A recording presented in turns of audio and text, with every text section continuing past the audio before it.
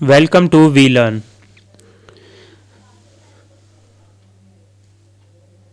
This is session 10 of Technology Commercialization. So in today's session, we are going to discuss about independent versus corporate ventures. So under this category, first of all, we are going to discuss about the types of ventures. Then after that, we are going to discuss the non-profit and public sector ventures. After that, we are going to discuss about family-owned businesses and franchising. After that, we are going to discuss about corporate new ventures. And at last, we are going to discuss about the building and managing corporate ventures. So, first of all, we are going to start our session with the topic, that is types of ventures. So here basically many purposes exist for establishing new ventures in different formats. हमारे पास different reasons होते हैं किसी भी new business को start करने के, क्योंकि हमारा जितने भी मार्केट में बिजनेसेस होते हैं, एंटरप्राइजेज होते हैं, उनका सभी का बिहेवियर, उनकी फंक्शनैलिटी, काम करने का तरीका सब कुछ अलग होता है. तो यहाँ पर डिपेंड करता है कि हम किस टाइप का वेंचर क्रिएट कर रहे हैं. So basically there are 6 types of new ventures. So each of these types has a set of characteristics that distinguishes it. Basically हमारे पास 6 टाइप के वेंचर्स होते हैं जो हम जनरली क्रिएट करते हैं विद इन अ मार्केट. अब इनकी कुछ कैरेक्टरिस्टिक्स होती हैं. इन कैरेक्टरिस्टिक्स के बेसिस पर ही हम इन्हें डिवाइड करते हैं among 6 categories. Now here we are going to discuss them one by one. So we can describe a small business as a sole proprietorship, a partnership और a corporation owned by a few people. अगर small business की बात करें तो small business एक proprietorship होता है, एक पार्टनरशिप होता है. इसमें कुछ पर्सनस होते हैं, कुछ एम्प्लॉयज़ होते हैं. लाइक अगर हम यहाँ पर एग्जांपल लें तो कंसल्टिंग फर्म्स हैं या कन्वीनियंस स्टोर्स हैं या लोकल बुक स्टोर्स हैं. ये हमारे नॉर्मल एग्जांपल हैं स्मॉल बिजनेस इंटरप्राइजेज के. Basically a small business has fewer than 30 employees and annual revenues is less than $3 million. यहाँ पर जो एनुअल इनकम होती है वो लेस देन $3 मिलियन होती है. और जनरली यहाँ पर जो बिजनेस में, स्मॉल बिजनेस इंटरप्राइज में, स्मॉल ऑर्गेनाइजेशन में जो एम्प्लॉयज़ होते हैं वो अप्रॉक्सीमेटली 30 समथिंग होते हैं. That means near to 30 employees are there in such organisations. So now the next type of venture is a niche business. So it basically seeks to exploit a limited opportunity or market to provide the entrepreneurs with independence and a slow growth build up of the business. जो niche business होते हैं उनका जो main motive रहता है वो रहता है कि एक लिमिटेड अपॉर्चुनिटी उनके पास होती है, एक मार्केट सिचुएशन होती है, एंटरप्रेन्योर्स होते हैं और उसी के इंडिपेंडेंसी के बेसिस पर वो ग्रोथ उनकी कराते हैं. So this business might employ fewer than 100 employees and have annual revenues of less than $10 million. यहाँ पर जो बिजनेस है उसमें काफ़ी हमारे पास एम्प्लॉयज़ रहते हैं, काफ़ी इनका जो नंबर है वो लेस होता है. 100 समथिंग एम्प्लॉयज़ हो सकते हैं इसमें. जो एनुअल रेवेन्यू होता है उसका वो लेस देन 10 मिलियन होता है. That means less than $10 million. Nevertheless, a niche business can grow over time into a large important enterprise. लेकिन टाइम के बेसिस पर जैसे टाइम कैरी फॉरवर्ड होता है, एक्सपीरियंस मिलता है किसी भी ऑर्गेनाइजेशन को, उसकी ग्रोथ होती है. सिमिलरली उसी बेसिस पर यहाँ पर उसका साइज इंक्रीज होता रहता है और जो भी नाइच बिजनेस है वो ग्रोथ करके कोई लार्ज इंटरप्राइजेज में कन्वर्ट हो सकते हैं. Now the next one here is a high growth business.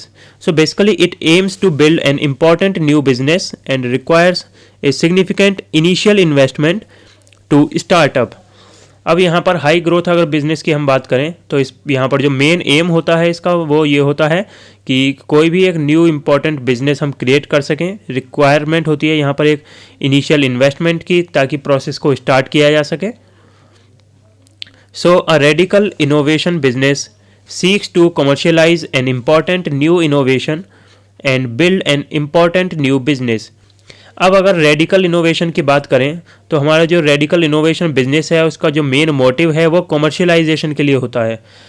Commercialisation means यहाँ पर commercial process, commercial operations carry out होते हैं, इनोवेशन से रिलेटेड एक्टिविटीज़ को परफॉर्म किया जाता है। यहाँ पर कोई भी ऐसा न्यू टास्क जो कि बिजनेस की ग्रोथ के लिए हेल्पफुल है, उन्हें यहाँ पर इन्वॉल्व किया जाता है।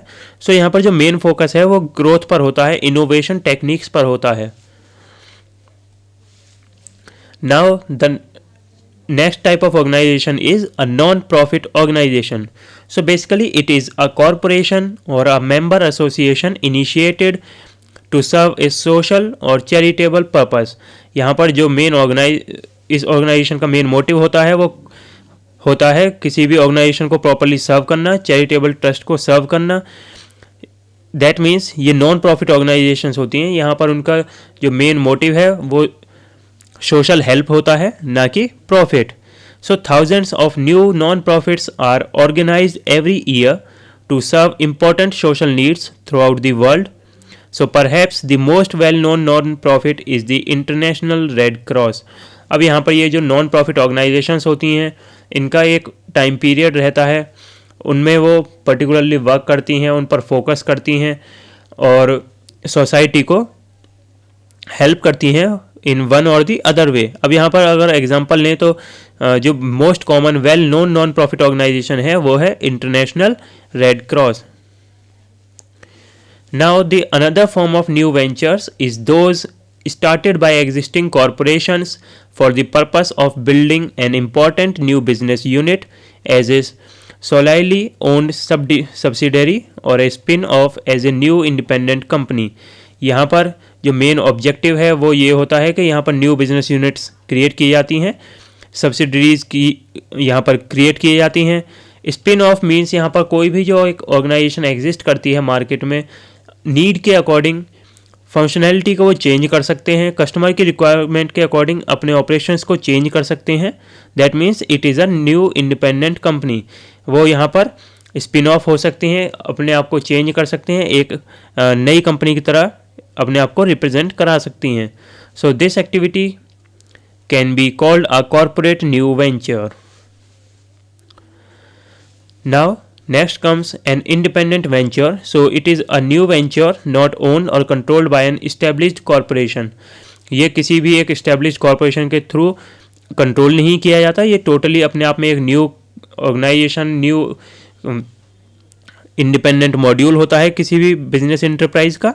सो an independent venture is typically unconstrained in its choice of a potential opportunity yet is usually constrained by limited resources.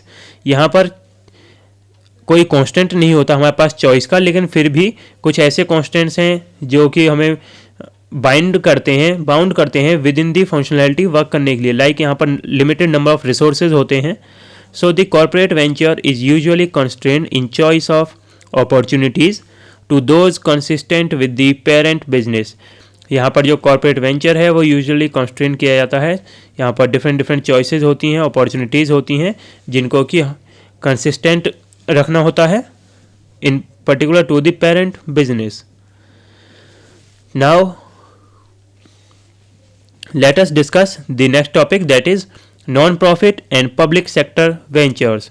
So the purpose of a new venture is to create wealthy society. That means here the main objective of these ventures is to create a wealth for the society. Society के लिए wealth create करना इन ventures का, इन organizations का काम होता है, main motive होता है। So often wealth is seen as financial wealth. यहाँ पर जो wealth है उसे financial wealth की तरह देखा जाता है। But many entrepreneurs seek to provide social wealth for their society. अब यहाँ पर बहुत से जो entrepreneurs होते हैं वो social wealth को डील करते हैं।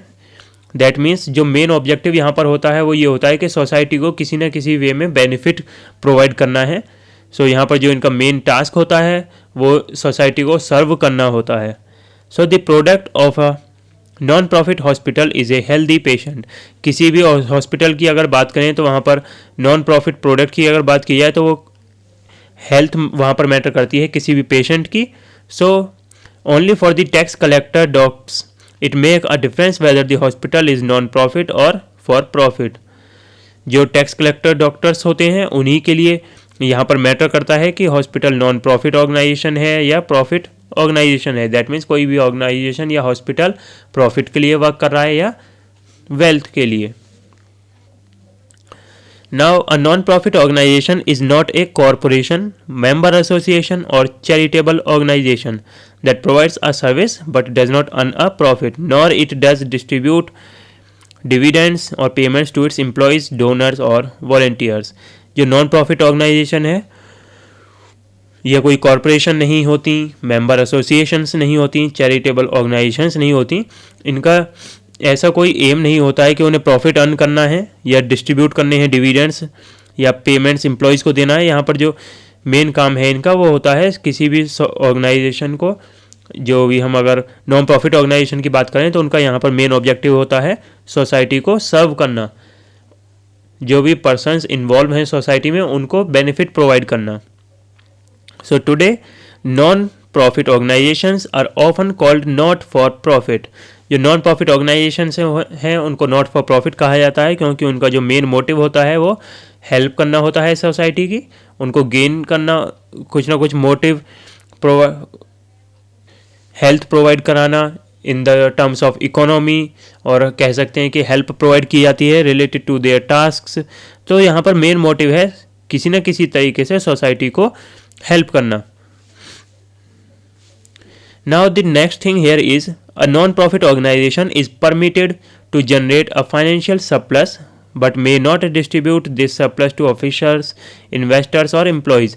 यहाँ पर जो non-profit organizations होती हैं उनको ये परमिट किया जाता है, अलाउ किया जाता है कि वो सरप्लस कर सकें, अपने फाइनेंशियल अकाउंट्स को इंक्रीज कर सकें, बट ये जो अकाउंट हैं, ये जो फाइनेंशियल सरप्लस है, ये डिस्ट्रीब्यूट नहीं किया जाता है ऑफिसर्स में, इन्वेस्टर्स में या एम्प्लॉयज़ में। Furthermore, non-profits have no owners. Any surplus must be used for the approved non-profit mission of the organization। यहाँ पर जो भी सरप्लस है वो यूज़ किया जाता है एक अप्रूव्ड नॉन प्रॉफिट मिशन के लिए किसी भी ऑर्गेनाइजेशन से related. So however like for profit firms these organisations may be technology based. ये जो ऑर्गेनाइजेशंस हैं ये टेक्नोलॉजी बेस्ड होती हैं। Now let us discuss the next topic here, that is family owned business and franchising. So basically a family owned business is one that includes 2 or more members of a family who hold control of the firm। जो family owned businesses हैं वो ऐसे business होते हैं जहाँ पर कि business को कंट्रोल किया जाता है, 2 या उससे ज़्यादा मेंबर्स कंट्रोल करते हैं किसी भी एक फैमिली के। So perhaps 80% of the business in the United States and Canada are family own and most are small to medium size. अब यहाँ पर अगर हम एग्जांपल लें तो यूनाइटेड स्टेट्स में या कनाडा में जो बेसिकली बिजनेसेस हैं 80% उनमें से फैमिली ओन होते हैं, और ये जो बिजनेस हैं वो जनरली स्मॉल से लेकर मीडियम साइज हो सकते हैं। So in most of the world family own enterprises dominate the business landscape. अगर हम वर्ल्ड की बात करें तो वर्ल्ड में जो फैमिली ओन इंटरप्राइजेज हैं वही यहाँ पर डोमिनेट करते हैं। लाइक अगर हम एग्जांपल लें इंडिया में तो रिलायंस इंडस्ट्रीज़ जो अंबानी ग्रुप है वो कंट्रोल करते हैं। This Reliance group is controlled by the Ambani brothers. So this business is owned by the family members only. So this is a common example of the industries which are owned by the family members. Now basically a franchise is a legal arrangement in which the owner of a business format has licensed it to an individual और a local firm called a franchisee। यहाँ पर जो franchise है वो एक legal arrangement होता है जिसके थ्रू एक ओनर अपना एक फॉर्मेट प्रोवाइड करता है, एक लाइसेंसिंग एग्रीमेंट लाइसेंस प्रोवाइड करता है जो कि रिप्रेजेंट करता है हमारे फ्रेंचाइजी को किसी भी एक पर्टिकुलर फर्म से related. So the franchiser is the organisation that owns and operates a firm that controls the business format and its associated trademarks and logo. Franchiser क्या है? एक ऑर्गेनाइजेशन को रिप्रेजेंट करता है, ये रिप्रेजेंट करता है उसके लोगो को, उसके ट्रेडमार्क्स को और उसके फॉर्मेट को। So the franchisee receives the right through a contract to use the franchisor's business format, brand and logo in a specific geographic region। जो फ्रेंचाइजी है उसके थ्रू ये राइट मिल जाती है, एक कॉन्ट्रैक्ट साइन होता है कि जो फॉर्मेट है, फ्रेंचाइजर का ब्रांड है या लोगो है, एक पर्टिकुलर स्पेसिफिक रीजन में यूज़ कर सकते हैं. So for purposes of the legal agreement the franchisee pays an initial fee and ongoing payments to the franchiser. अब इस पर्पज़ के लिए, इस लीगल एग्रीमेंट के लिए जो फ्रेंचाइजी हैं वो पे करते हैं एक इनिशियल फीस और ऑनगोइंग पेमेंट फ्रेंचाइजर्स को. So the franchisor offers the business format and its trade secrets to the franchisee as well as training in the operation of a franchised business. अब यहाँ पर इससे रिलेटेड जो भी information है, format से related, logos से रिलेटेड या पॉलिसीज प्रोसीजर से रिलेटेड, वो सारी प्रोवाइड की जाती है फ्रेंचाइजर्स को. Now let us discuss the next topic, that is corporate new ventures. So a new venture started by N existing corporation for the purpose of initiating and building an important new business unit or organization can be called a corporate new venture. अब यहाँ पर जो भी new organisation है, venture है, वो start करता है किसी भी कॉरपोरेशन को. यहाँ पर उसका जो मेन ऑब्जेक्टिव है वो ये होता है कि इनिशिएट कर सके किसी भी प्रोसेस को, बिजनेस यूनिट को, ऑर्गेनाइजेशन को. So some people refer to this process as entrepreneurship. अब इस प्रोसेस को एज अ एंटरप्रेन्योरशिप हम ट्रीट करते हैं.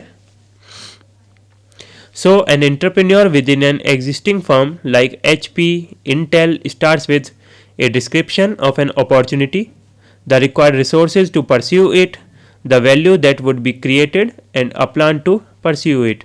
अब यहाँ पर एक डिस्क्रिप्शन प्रोवाइड किया जाता है. लाइक अगर हम एंटरप्रेन्योर की बात करें एक एग्जिस्टिंग फर्म में, HP के, इंटेल के एग्जांपल्स यहाँ पर शो किए गए हैं. तो ये डिस्क्राइब करता है, यहाँ पर डिस्क्रिप्शन शो करता है अपॉर्चुनिटी का, रिक्वायर्ड रिसोर्सेज का, वैल्यू जो भी हमने क्रिएट की है या जो प्लान हम परस्यू कर रहे हैं. Now let us discuss the next topic here, that is building and managing corporate ventures. So an existing company is wise to attempt to exploit a new opportunity through some form of a new business.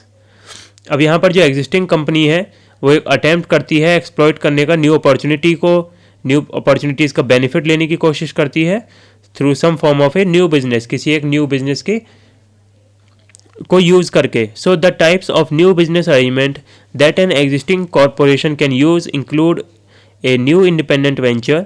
अब यहाँ पे जो new business arrangement है वो हो सकता है एक न्यू बिजनेस हो, न्यू इंडिपेंडेंट वेंचर हो, किसी भी बिजनेस ऑर्गेनाइजेशन का स्पिन ऑफ हो या ट्रांसफ़र हो किसी भी एक पर्टिकुलर अपॉर्चुनिटी का, किसी भी एक पर्टिकुलर प्रोडक्ट का.